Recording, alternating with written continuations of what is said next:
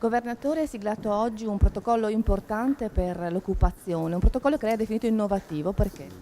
Perché noi cerchiamo di affrontare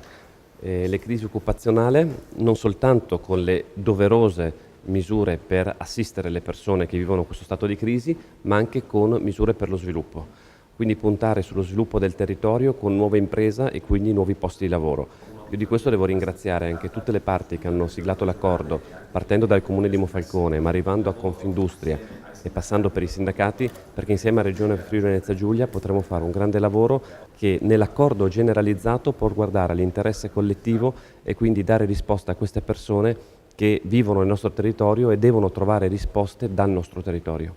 Anna Maria Cisin, sindaco di Monfalcone, ha siglato oggi un importante protocollo. Di cosa si tratta per l'occupazione, per favorire l'occupazione? È un protocollo molto importante che dimostra come le istituzioni sanno fare sistema con le parti sociali ma anche con l'impresa. Abbiamo iniziato a lavorare a questa cosa sin da subito, riteniamo che Fincantieri debba essere un valore per il territorio e dal nostro punto di vista il valore per il territorio dipende dalla possibilità di fare economia ma soprattutto posti di lavoro. Le crisi aziendali di cui siamo stati purtroppo protagonisti,